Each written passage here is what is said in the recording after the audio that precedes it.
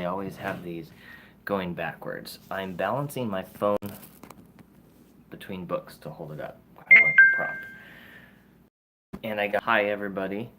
Um, it is a late night, and had a bit of a big day, and so the vlog that was going to go out today is going to be delayed till tomorrow, wrapped up in another one for stuff that was shot today that will be going tomorrow. Basically, it's a double whammy and hopefully really cool.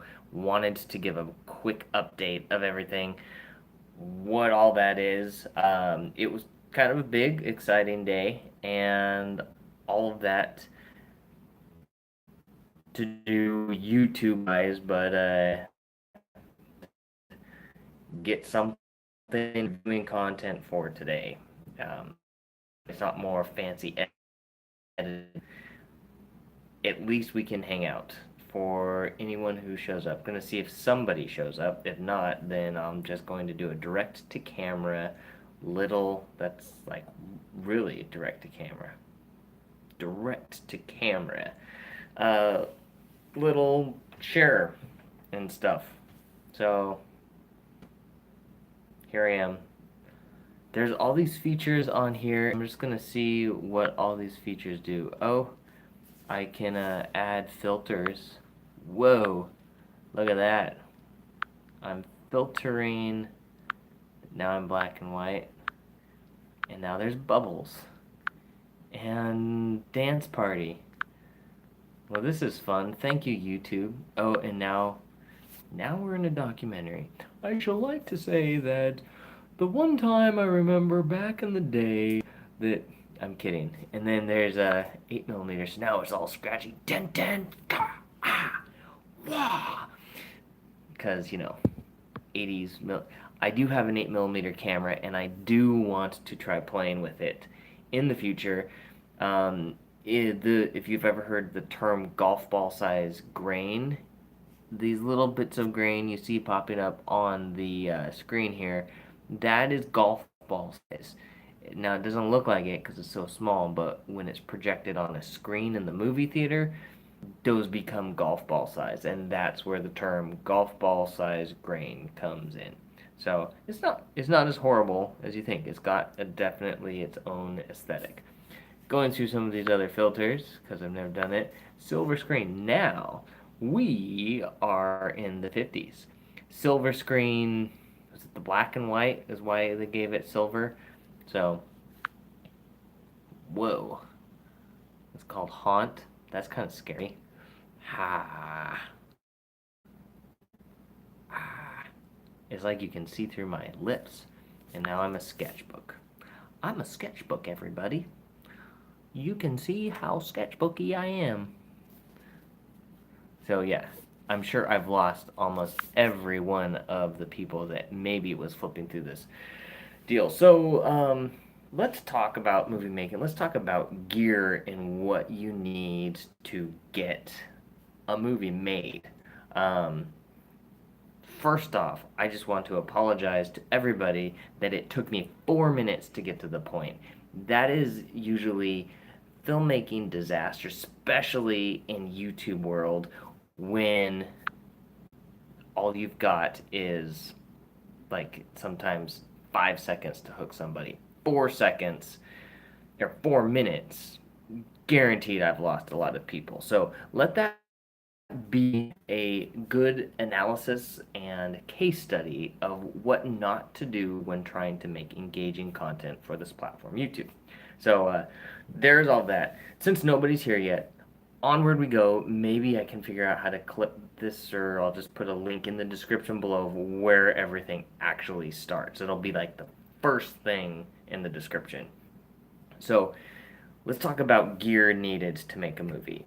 And how to keep it in a micro budget realm. There's so much expensive gear that's out there that looks really cool, and when you shoot it, it just is amazing and all of this stuff. And then there's like the not so great stuff that somehow, yeah, it just is not great.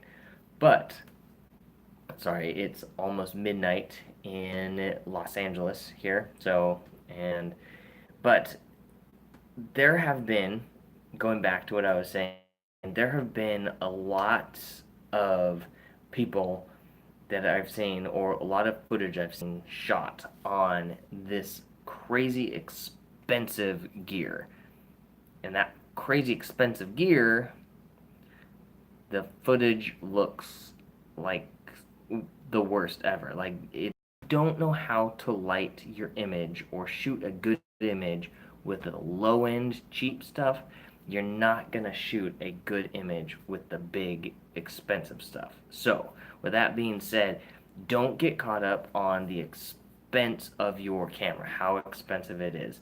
Um, Steven Soderbergh is a great example of what you need what you need to record for your movie, the type of equipment you actually need. When he made his movie Unsane, that I think is in theaters, but shot it all on an iPhone. So, with that being said, there's all sorts of options that you've got for making your movie. I finished, or we're wrapping up a documentary. We shot it all on a Canon 60D. We even had moments where we wanted slow motion and we had to shoot in 720 and then upres to 1080. And with software now, you can get a really good upres that's not losing too much quality. Um, and the movie, it looked great. Like, I'm surprised with how good the image looks on such a lower end camera. So, um, I've also got some other docs that I'm going to be posting on our Stageham channel with all the mini docs. So there's all of this really uh, interesting in the fact that you're getting more than what you think your money is buying. So back to the gear that you need. The gear that you need is going to be, let's see if there's, yeah, live chat. Yeah, nobody's in here right now. The gear that you need is not near as much as what you want, or what you think you would need. So, camera, it can be a low-end camera. Your post-production editing equipment, um, story just after I tell you this. Post-production editing equipment, you can use DaVinci Resolve. I think it's in version 15. Totally free, super powerful program. You could use HitFilm Express, which I have not used that one yet. I really want to dive into that because it's got some cool features, and especially for the fact that it's free.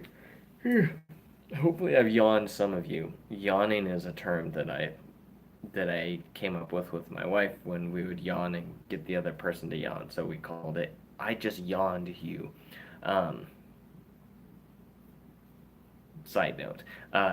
So you've got cameras such as cell phones.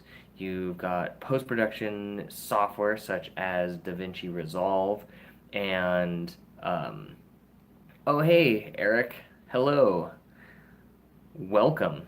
I'm assuming you probably haven't heard much. Like, it took a long roll to get into this, but I'm talking about the equipment you need to actually make a movie and how little you need to spend in order to get something made. And my first example was Steven Soderbergh's recent movie, Unsane, shot entirely on an iPhone. Um, I've been shooting documentaries on a Canon 60D, which in America you can totally. Which, by the way, where are you from, Eric? Because if you're from America, I guess I don't have to say in America, but yeah, it's like you can get them used for like $300, even like a GH4. Philadelphia, cool. Uh, I was hanging out with some people from Philadelphia today. So, uh, hey, Lucky Luke, how's it over you're in Europe, correct? I think it wasn't Norway, it was uh, I'm thinking Slovenia? Wherever it is. Uh, yeah, I'm here located in Los Angeles, California, in New Orleans. That's right. Sorry, someone else that I remember is from Europe. But yeah, I'm in Pasadena, California. The Rose Parade is in Los Angeles, so out here in California. Um, but yeah, there's like I saw a GH4 on Craigslist and once, and you can always find them on there, but you can find them for like $1,000 or something in 4K, great image, and all that stuff. Um, so your camera doesn't need to be like the Red Epic or Red Weapon or Dragon, whatever the latest fantasy level name red camera there is, or an Area Alexa or something. Oh, nice! You're going to USC. Sweet. That is fantastic. Uh, cool. Let me know when you're out here, and I'll grab you a coffee or something. Um, USC is just down the freeway, maybe like 20 minutes from me.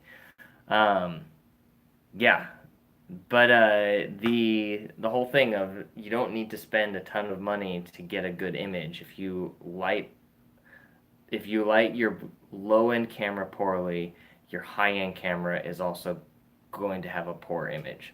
So, and then there's all these free post production editing softwares you can use. Like I was mentioning, DaVinci Resolve is one, Hit Film Express is another.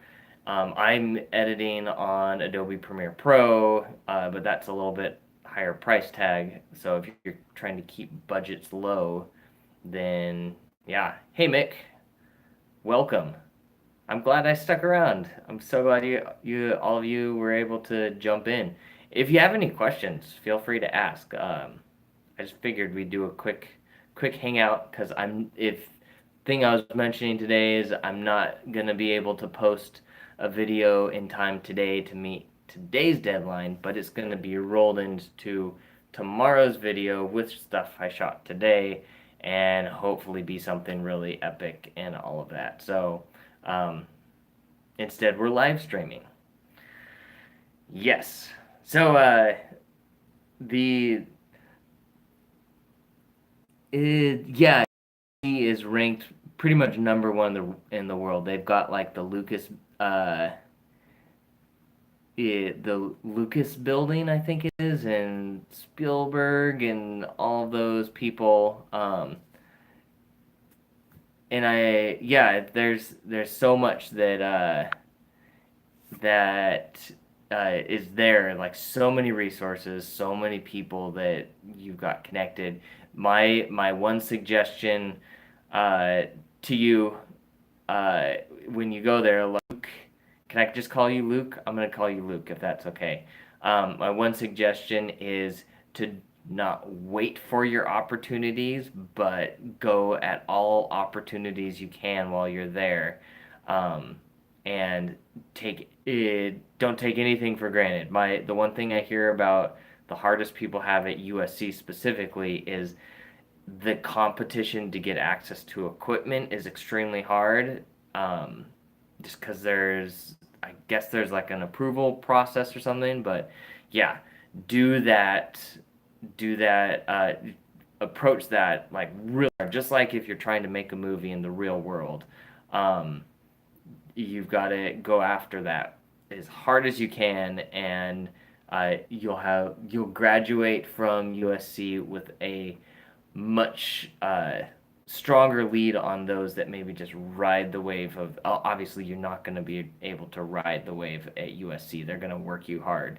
But yeah, it's tough competition. So work your butt off, and I'm sure you'll do fine. You might be tired and a little a little frustrated at times, but it's all worth it. Yes, Eric. He said, by the way, your video on shot lists. Oh, well, thank you. Very much appreciated. I'm hoping to do it. I'm hoping to do more on shot lists. Apparently, Google is telling me I need to spend more time doing more shot list videos. So this week has been crazy because we've got a screening for our documentary um, in on Monday. We're screening the documentary for some select people Monday and trying to focus on actually getting that one done. So, wow. Well, thank you. That's very, very kind of you.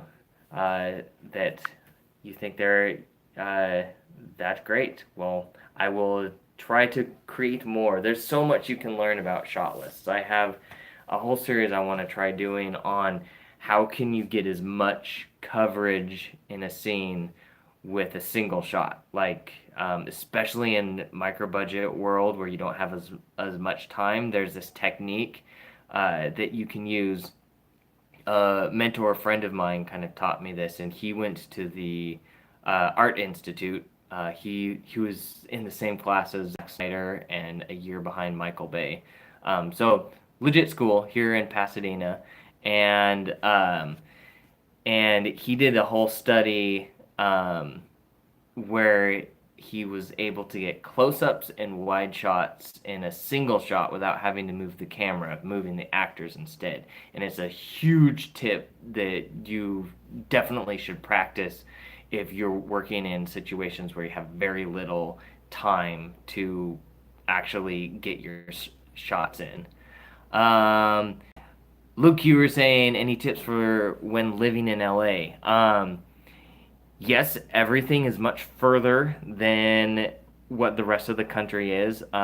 See if you can find a map of uh, cities that fit within LA. You'll be USC is like right in the center, so you're right next to downtown and all of that. There's the metro right next to USC. You can jump on that and you can get to Long Beach, which is the beach just south of USC. You can get to Santa Monica Beach. You can go all the way up north to Pasadena. And it actually covers like 60 miles or so of distance in LA, and it's right next to USC. It's like the exposition exit. So that's a tip. It's like $25 for a week-long pass, or it's like $1.75 per ride with free transfers or free first transfers. That's my tip, and so that's much further. And yeah, that's it. That would be my first big one. Let's see what other comments I've missed so far. Um, we're shooting the opening scene for a short in the morning, and the shot list makes my life easier. Yeah, and this is the thing about with me and shot lists is when I create my shot lists, it's my roadmap. I'm gonna try and center myself more. There we go. It's my roadmap, but um, when I go shoot the scene, I'm not necessarily following that to the T. So let's say I go in and I've got my shots. I want 5 shots and like a reverse it close ups and then the medium shots, and then I want a special fancy shot. Hey there, buddy.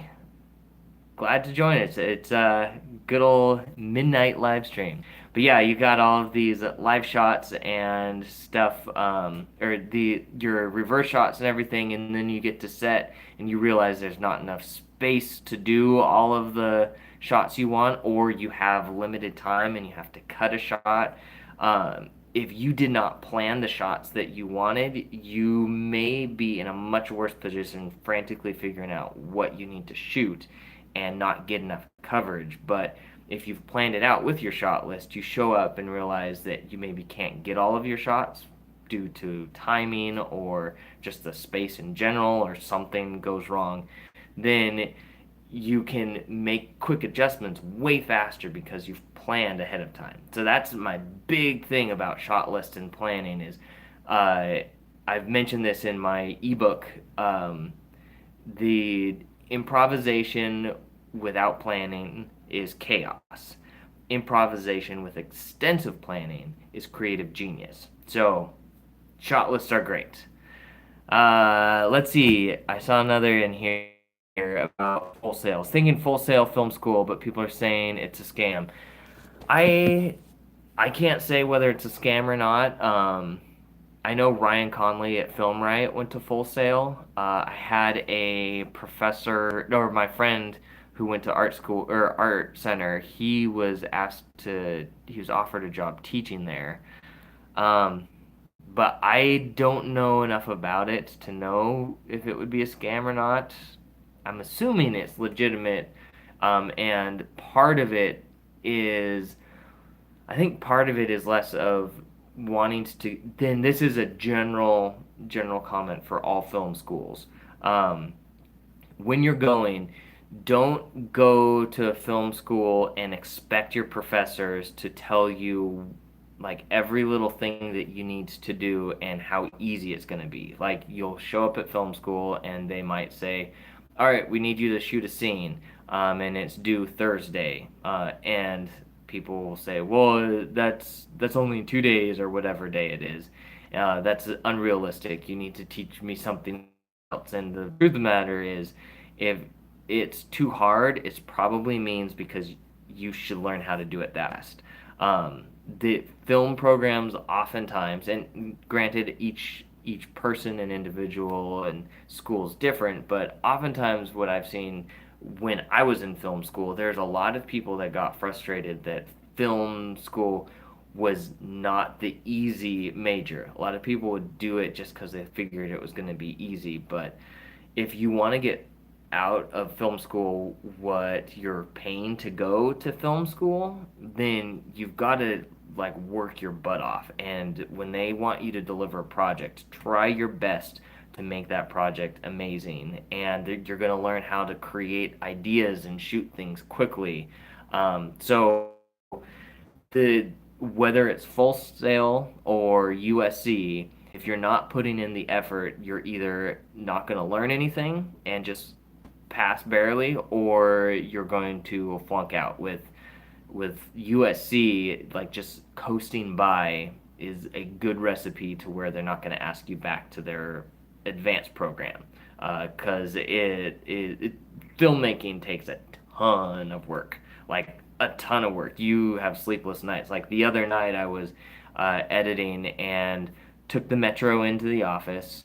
Got off the train, went to the office, started working, and I was checking the clock. And then the next thing I know, I was walking to the train and I missed the last train. And so I'm like, I'm just gonna sleep at the office. So I just slept the rest of the night, the last 3 hours or whatever at the office, got up. Then I went home, grabbed stuff, came back, then had a bunch of meetings. So in film school, you will have all-nighters editing your projects. I don't know of any film student who didn't have to put in an all-nighter. When you get into the real world or the business world, it's not really, you're in the real world now, but when you get into the industry of filmmaking, you're gonna have all-nighters. So film school is feels like it's like a compressed version of business life outside of school, but it's also strangely an odd mirror to what it's actually like. Let's see what some of these other questions are. Um, yes, it is a for-profit. I guess film school is for-profit. I know there's a few others. LA Film School, I think, is also a for-profit, and New York Film Academy. I think don't quote me on that. And a lot of it is that there's so much that I think you have to go through to get accredited, which is why they would be not. I'm not totally sure. So I it comes to lens, audio, etc. needed for the shot. I included all that on the list, so there's no excuses for not having it. Yeah, making your list is making a list for your equipment needed also has breakdowns. You break down your script of what actors are going to be in there, what special equipment you need. All of that is super helpful to showing up on set and not having. You've basically minimized the surprises. because you don't want to show up on set with a big surprise. That's like people will quickly say that you're not prepared if you have a surprise that happens. So having those lists is very, very key to minimizing the surprises. And thanks, Bad Karma. Glad you are enjoying the ebook. I'm hoping that all the info is helpful. I'm going to be doing an update to that pretty soon. Um, if and I think I got the website working now and to where you can get that. So if you get that, I'm going to be just updating the profiles. I think that if you've got the ebook in there, it'll just have any sort of updates listed in your login on the website. So, like I feel, all right, now let's see, Mick, you were saying, like I feel like I should, film school, USC is the dream for me, but that school is like go to LA and make films. Should I go to film school? Well, luckily, and this is something that I found, if you're not ready to go to LA, there's a very inexpensive way in which to prepare yourself. And I guess let's see. I'm gonna make sure I'm answering this question in the best way. Um, feel like I should film school. USC is the dream school for me. Yeah, all right. USC's acceptance rate is really low, but also if you think about it, how many film schools are there in the world? Um, there you have to be very aware of the fact that not everyone that graduates from USC gets jobs doing what they plan on doing. Like even at like the American Film Institute, AFI, they've got the AFI 100 and stuff. There's a lot of people went through like the directing program and stuff, and now they're just doing DJ stuff around town, or they've moved on to something else. They're now like a lawyer or have a coffee shop or something. Not everyone who goes through these prestigious programs um, will graduate. Like my friend went to Art Center, and now he's teaching, which is nothing's bad about that. Like we all need teachers. I'm sharing with you. He's doing the more institutional, educational level teaching, and then he has his like classmates that are now in charge of the DC entertainment universe. So there's that. It really ranges on the stuff, and again, it comes down to putting your effort in whatever film school you go to. I did not go to USC. I went to a smaller school down the road about 30 miles, Azusa Pacific, and it wasn't even a program yet. I was the like one of the first students to start in the program there because it started halfway through the time I was in school, and so all the students in my year were able to kind of help shape the program, and our feet were more into what we were trying to learn and apply it to our future careers. And then we had these professors that came from the industry and stuff. So the difference was is I could just go grab a camera and shoot anything anytime. At places like USC, there might be more of like a vetting process to be able to get your hands on a camera. So that would be another tip if you're going to a school like USC. If you can get your hands on a camera or you own a camera, don't let school stop you from shooting something. Because it's all about making sure you've practiced as much as you can. I shot maybe 30 short films in or segments in school, just learning the whole process. Look for the updates. Yes. But oh yeah, continuing on this, before you get to LA, the thing is if you got a camera and you're not in LA, you don't need to wait for coming to LA to start shooting anything.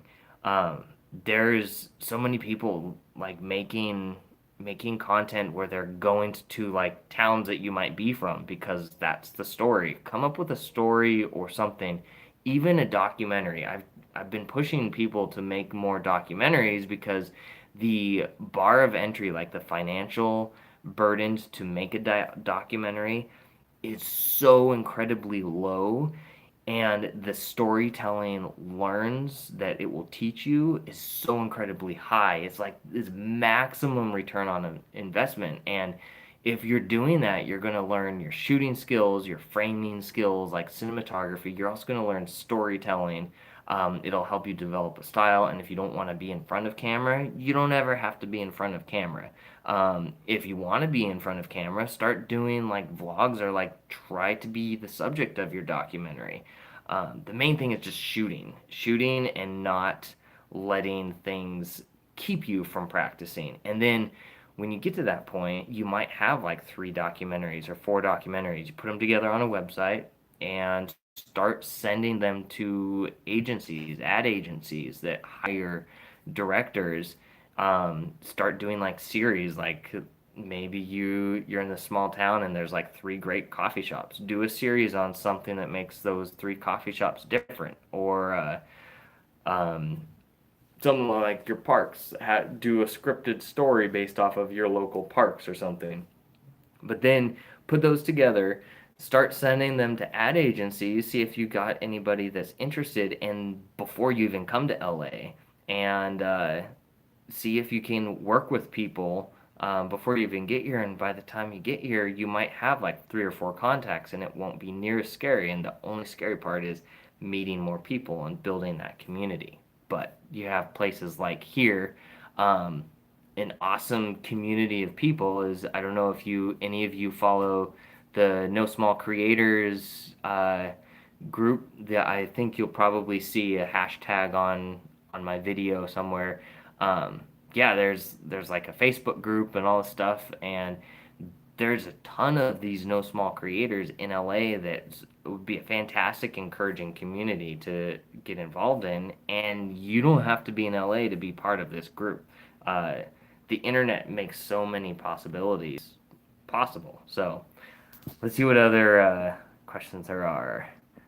Looked into Chapman University film program, but it is really expensive. Yes, unfortunately, most film schools are really expensive. Like even the for-profit ones, like Full Sail and all of Full Sail and New York Film Academy and LA Film School, their USC, where I went, is even crazy expensive now. Some of them offer financial aid, but yeah, expect to pay some coin if you're going to go to film school, which is a good cautionary tale. Is if you can put in practice before you put down the money to go to film school, you can sometimes determine whether you feel you need to go that direction or not. Um, Film school is going to teach you a ton of theory, a ton of like producing logistics and stuff, where if you were on a big budget movie set, you would know how to operate. And this is again depending on schools, you may not learn all the necessities for if you want to be a production assistant or starting on the ground floor, but you will eventually learn that because you're working for different students on their films and stuff. There's this collaboration aspect in film schools where you help each other out, but the uh, the big thing is you'll learn what it would take to direct a movie for Warner Brothers or Paramount or something. But you may not learn what it takes to direct a movie for $5,000 unless that's something you're trying to figure out yourself as you're going through the school system. So just know your expectations. The one for me, the biggest thing was producing aspects like budgeting and scheduling. I learned a ton about that. And then theory, I just couldn't crack the theory thing in my head through film school. And I talked to people. A friend of mine was at AFI, and he started sharing stuff with me. And strangely enough, I was watching the movie Moulin Rouge, and Baz Luhrmann chose a shot that I didn't think should have been the shot. Looking back, I think I disagree with my initial like reaction. I think he did fine. But I was watching it, and because I had a different shot in my head, something clicked, and I went, "Ah, I think I know how to choose my shot selections now, and I know why and when." but it took me so many times of practicing in how I shot stuff as well as just watching movies and analyzing it. So just being a student of film is going to put you in a good spot moving forward if you decide you want to go to film school. But there's some people who didn't. Like Quentin Tarantino didn't go to film school, but he was a student of film. He was schooled in the School of Cinema. But then Steven Spielberg, he did he get kicked out of school? But he went back later on. So there's all of these different scenarios. There is not one specific path to getting a career in movies. It fluctuates. Let's see. What are your thoughts about going through USC Film School? Should I try to go to AFI or should I go straight working and making films? Well, you could go to AFI. There is also USC has their graduate program as well. And then there's also Art Center. It really comes down to where you feel you need to be. You might find at the end of your 4 years that you really want to hone in and master that stuff. Like one of the directors, cinematographers that I find extremely fascinating, I believe is AFI. Um, but Reed Marino, she's a cinematographer, went through the cinematography program. I believe it was at AFI. Then she started shooting indie movies a few years ago. Someone said that I saw a list of people you had to follow on Instagram, or cinematographers you had to follow on Instagram. And then just last year, she won an Emmy Award for directing an episode or the pilot episode of Handmaid's Tale. Super fascinating. I'm a huge fan of her work. Um, but that's a scenario where you do go through the whole graduate system and start doing this stuff. But I bet you anything she worked her ass off and like did not rest. But you can kind of see in the quality of her work that she was always challenging herself to become better, and now she has an Emmy to prove it. um,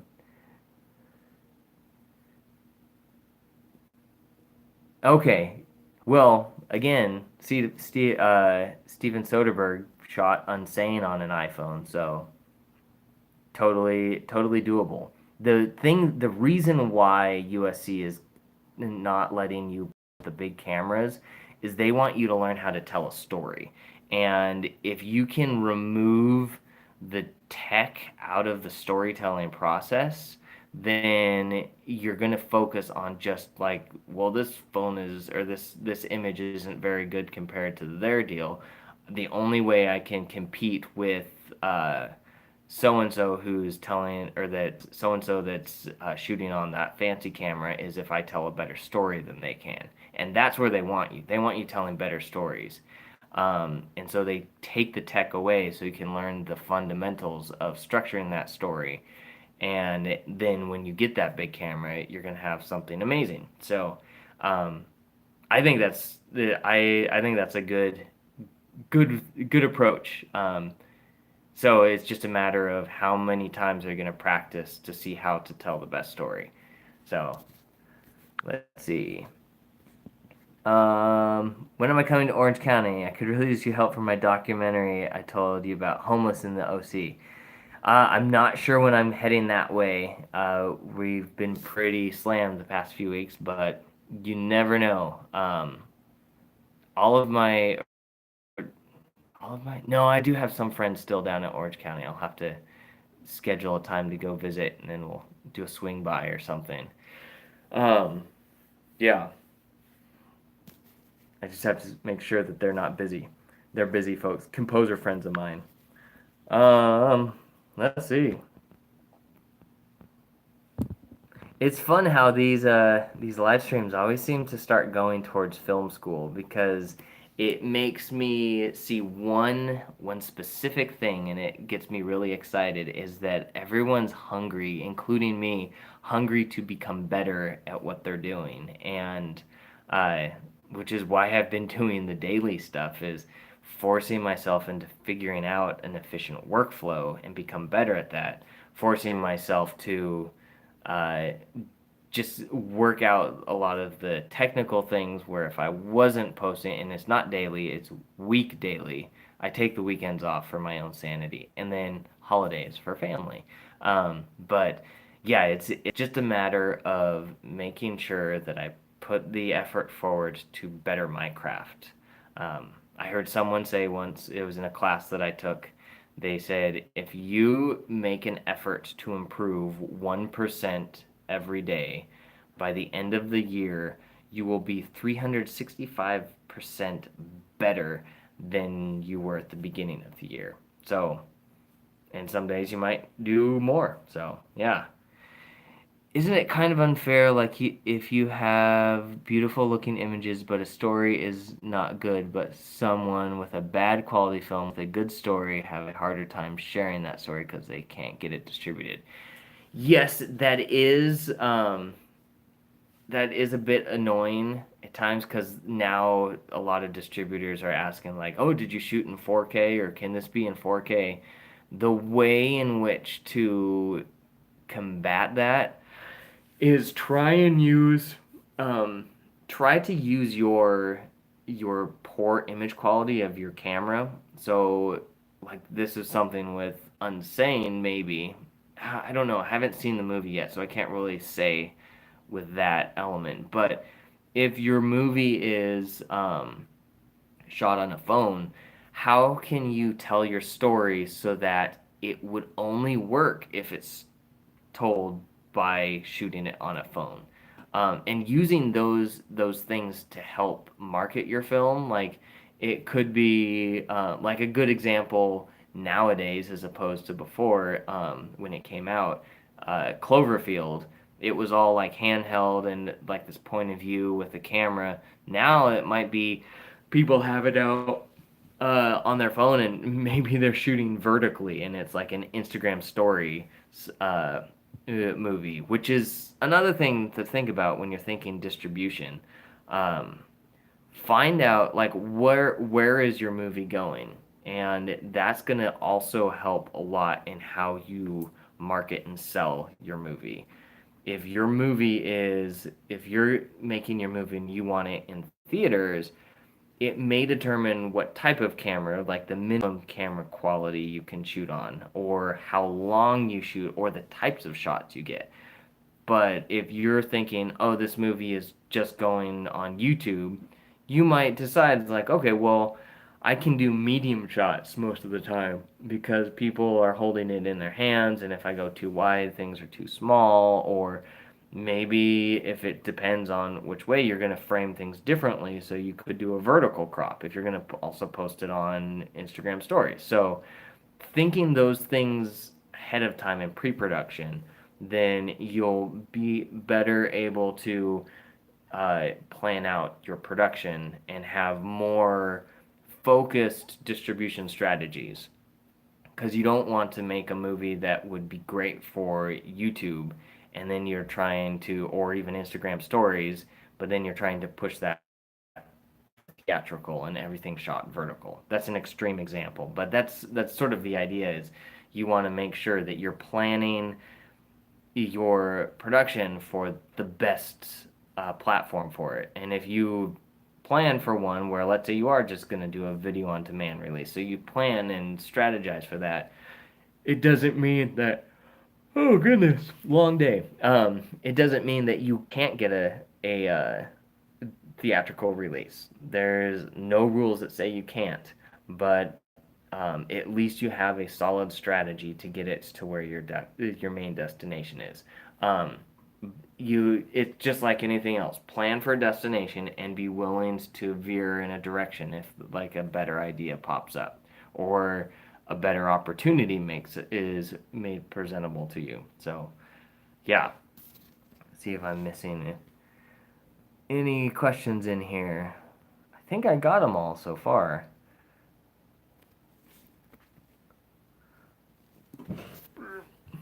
Scooting in.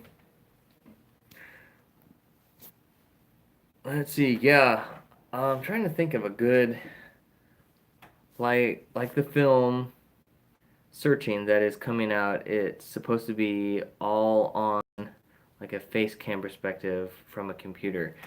Yeah, there was another, what was that horror movie? I think it was Unfriended. I think that was like entirely shot as like a Skype chat or something like that. There's been a few of those movies where, yeah, where the entire thing just took place on a computer screen, and you were limited to what you could see outside of the screen. Um, it was like webcams. So that's an option. If you can't shoot 4K or it's only on a phone, figure out a way to superimpose the phone or whatever onto different things that are 4K that still tell the movie. That's thinking creatively will put you in a much bigger or better position in your bargaining stages of making a movie. Yeah, think that. What other things can with the director of Searching is a USC alumni. Nice, yeah, that's very true. I don't know. I've met a few, but it from USC, and when I was meeting them, I didn't get uh, a lot of them weren't quite take your learns and then just execute. Like go make a movie. Robert Rodriguez's sorry again. I'm sorry if I'm yawning all of you. Robert Rodriguez's approach was he was going to make El Mariachi and sell it to the Spanish TV network and hope that nobody would see it. He just wanted to break even. He was hoping no one would see it so that he could use that and maybe any additional as practice films and then go make a big one later on. And it backfired, and that became his big breakout movie, his practice film. Um, but if you're not creating anything, then you're not going to get asked to do anything because nobody will know that that's what you're doing. That's how I got started. I wanted to make movies, and at that time, I didn't know of any way to make money from doing short films. Now I feel that that world has changed a ton. A24 is a really good sales agent. Are they a sales agent or are they a distributor? I'm not quite sure. Sometimes these companies mask what they actually do, but yeah, they've got a ton of good content. People always have good things to say about A24. Um, they see, yeah, so I wanted to make movies and I didn't know of any other way to make movies except if I just started making movies. And so I had done a ton of shorts. I'm like, well, nobody's paying me to do these shorts. I'm just gonna go make a feature. So I went and made a feature, and then I got asked to do another feature after that, and definitely it's just like anything. Cody Wayner says it a lot. Is everyone, and I'm probably butchering the quote, but he says something along the lines of uh, everyone gets lucky. It's just some can maximize on the luck, and some people are clues to the fact that they just got lucky. And so you make your movie, you got to keep moving. Always be, that's why I say always be creating, because if people see that you're always creating, they're going to assume that you you make movies and that's what you do, and then they'll ask you to help them. So, uh, yeah. And then, going back to the shorts, it where when I was there or when I was starting out, shorts wasn't really a viable option. Um, but now with YouTube, you could make shorts all day, and people are making way better money than these small people making like feature length movies. So short, and it's reaching more people. And if your goal is to reach people with a message, now is that time where you can do shorts. And now a lot of times advertising has been shifting to not doing 30-second ads, but doing 2 to 3 minute like short documentaries or short films to advertise a project. So I think today that scenario that I was in back then of you can't make money from shorts, I don't think that's viable today. I think you can, and it's just a matter of doing it enough. Um, I know there's some sites where you can sell like I know if you're in church media stuff, there's sites where you can put together church media short films and sell those to churches and stuff. And I'm sure there's other different things like you even doing educational work. There's different websites to do that. I'm working hard on getting a platform together uh, that would allow for one to help out filmmakers. So if they're wondering like if I could have a $5,000 feature, I would. But then you don't know how to do it, have training for that, but then also at the same time have a streaming platform where all of these cool movies are there and it feels like the old cinema of like where someone introduces the movie and all this cool stuff. It's a lot of back end and developing. I've been trying to get that worked out, but ideally something like that will launch soon. Um, if you are interested, I think there might be a link to it. Indie Theater is currently where you can let me know if you're interested or not. But it's something that I'm trying to put together to where it's the most profitable with shorts, features, music, all that kind of stuff. So, um, yeah. Let's see. Luke said, from a basic knowledge, if you make a good film and gets recognition from your independent films, then someone will notice you and give you a chance. You can't make a short just for Instagram. Well, you can make a short just for Instagram if your purpose is to get content and seen on Instagram. That's the one thing that I don't know how many. I know some film schools are doing this, but not many of them because they're teaching the more traditional film school style where you have television and theatrical and direct to video. And those are like the three distribution outlets. Uh, and so in television would also include streaming television like Netflix, Hulu, Amazon Prime. Yeah, I'd say YouTube Premium, no longer YouTube Red, YouTube Premium. All these subscription based content where you're getting the bigger budgets and longer form. Um, but I feel like there's a miss now, and I see the industry going this way, especially with Instagram TV, um, YouTube stories, even Facebook ads, all this stuff. Doing shorts is a really good way to get work for advertising, like in the advertising world, doing documentaries for companies. For their websites or a commercial for a startup company or something. And a lot of them are going towards these short form uh, content, and even like big brands like uh, might want to experiment with it. And if you can get recognition and views, or even just come up with something innovative specifically for that platform, even without the views, but it's just a really crazy cool concept. And thinking more along the art world as opposed to the cinema world, you can use that to leverage yourself into directing content that fits that style. Get like a big brand like Target to experiment with a new form of storytelling that you've developed for like Instagram TV. Um, it's all possibilities, and it's just being able to think outside of the 16 by 9 widescreen frame and sitting in a theater and think of the 9 by 16 vertical mode or a square mode, or just like break outside of your uh, the go-to widescreen aspect ratio and assume that there's other aspect ratios for different storytelling. Um, it, 9 by 16 or vertical mode will never replace widescreen because it's totally opposite.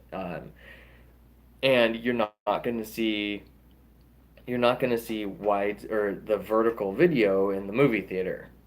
Even at the launch event for Instagram TV, it was on a wide display and they had to use multiple ones. But people are watching it on their phone or hand, and that one, that's where it's at for those square videos or whatever. Just that's a huge thing to think of when you are um, doing your content or telling stories is if you can learn to break outside that box and think abstractly to these different ratios, you may get a lot more work than somebody who only thinks in the widescreen form.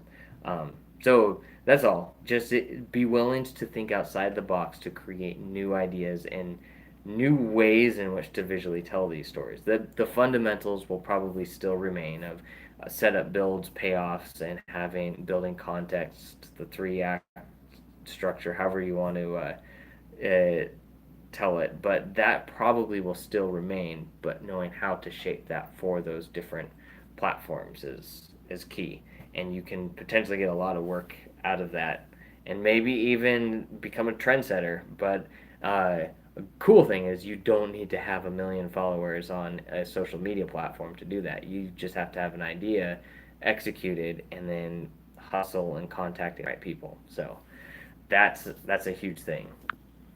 See if I've missed anyone. You can make a short just for. Yes, I'm sorry, I must have misread that, Luke. You can make a short just for Instagram. What do you think is the next big thing in 10 years? Well, I'm predicting that over the uh, thanks, thanks, Luke, for joining us. Have a good night. It's probably like 2 or 3 a.m. over in New Orleans. New Orleans. I don't know how you say it. But yeah, thanks for stopping by.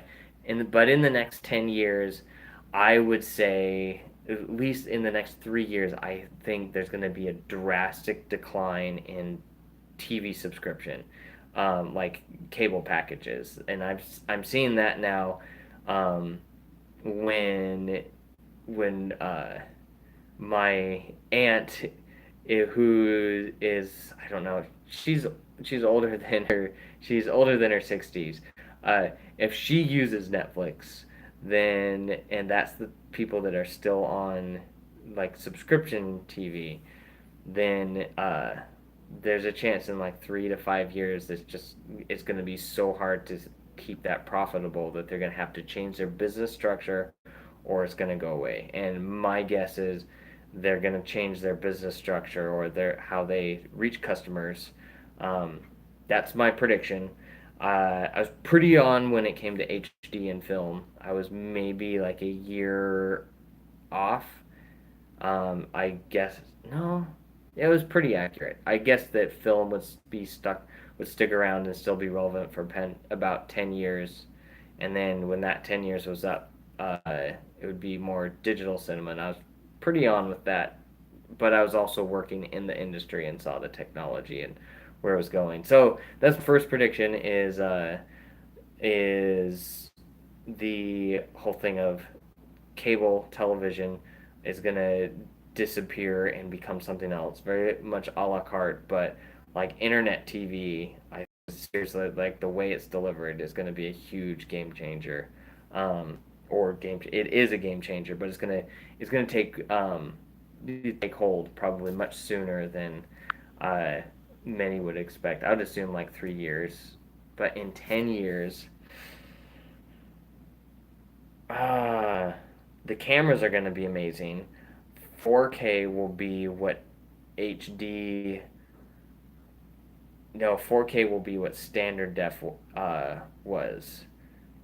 So do you remember standard def 720 by 480, and then or 640 by 480 depending on what you had, and then HD came around 1280 by 720, and then full HD at 1920 by 1080, and now it's Ultra HD, which is 4K, and then it's gonna probably in 10 years 8K will be a broadcast standard.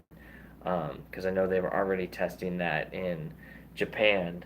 It might even be more than that. I don't know. Because the next thing is who needs to advance more. It'll be that, and I think you'll also have HDR built into stuff, and it'll be like auto HDR, kind of like Panasonic's. Was it dual ISO mode? They have one where they've set something up where the sensor reads simultaneously a high ISO and a low ISO, and then blends them together so you've got more latitude in your image. So that's going to be, I think, more common. Um, I don't think 3D is going to be, it's going to be the same thing it is now. Um, I think 360 is still going to be another gimmicky thing. Like it's a cool gimmicky thing, but as soon as people have to put on additional devices to experience something, you're limiting how mainstream broad it could go. 3D has a potential if you've got 3D displays. Um, but yeah, that's at least technology wise. Ideally, Canon will have a 4K standard in all of their cameras. How it has net neutrality going away will affect the film industry? That's a good question. It hasn't necessarily done it yet that many people have seen. At least I haven't seen reports of it yet. Um, but it really comes down to like the throttling of bandwidth, and it's you won't see it with the big creators or the big platforms like Netflix and Amazon and Hulu. Uh, you, I don't think you'll see it with them. What you'll see is the smaller creators. If it does start to become an issue, you'll see it with the smaller creators or smaller platforms going away because of the cost of being able to compete. If their stuff doesn't work, then whatever Netflix could easily just buy their way in because they're muscled in. I believe Netflix is it was fluctuating a little bit ago, but its net worth was worth more than Disney. Now think of this: Disney owns Marvel. They now own a comic book company. They own Miramax, unless that's gone away yet. I think so. They own Miramax. They also own um, Marvel, obviously, Lucasfilms, and all of those are like, oh, and then they just put in a bid for Fox, which was like an $84 billion purchase. So, like that company, and it's been around for over 100 years.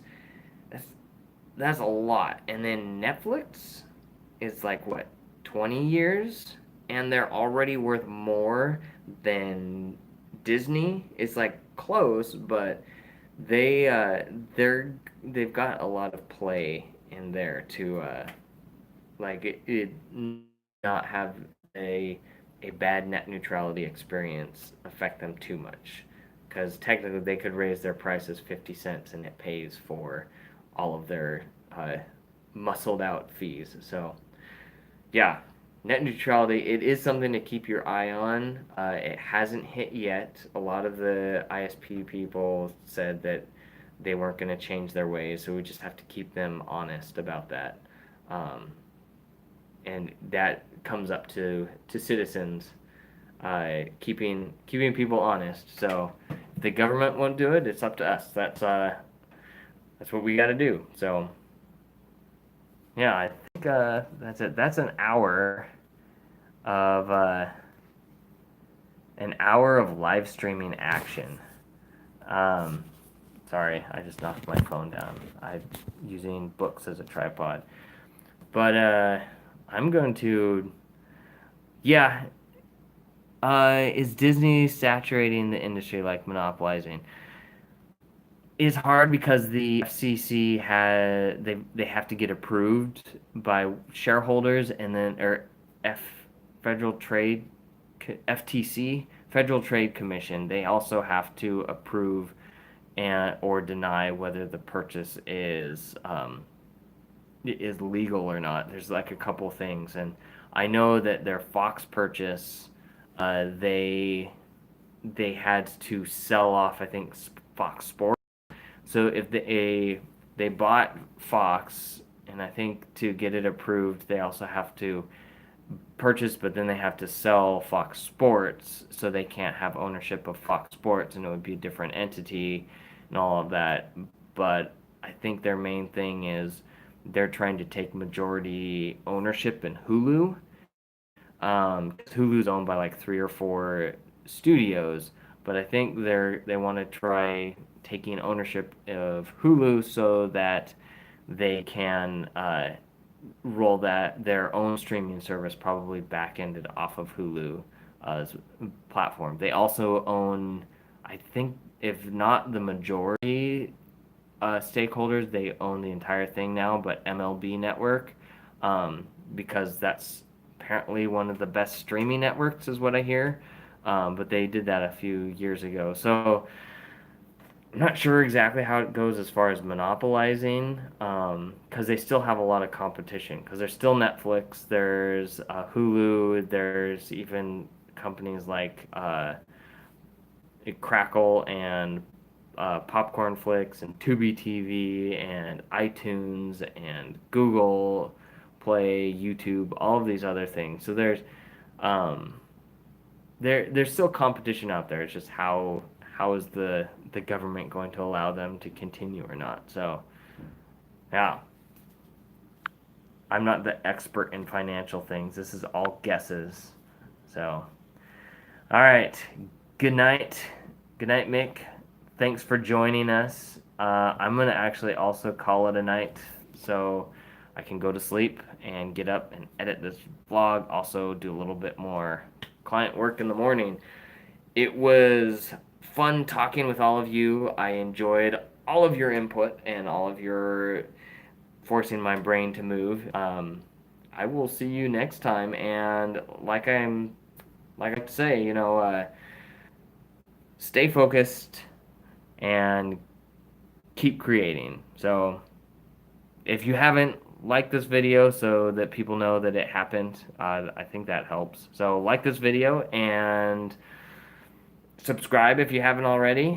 Hit that bell notification so you can be updated every time I post new content to this channel. And I'll see you in the next video, which is tomorrow. Cool. Adios, everybody. Let me see if I can figure out how to turn this off. Done.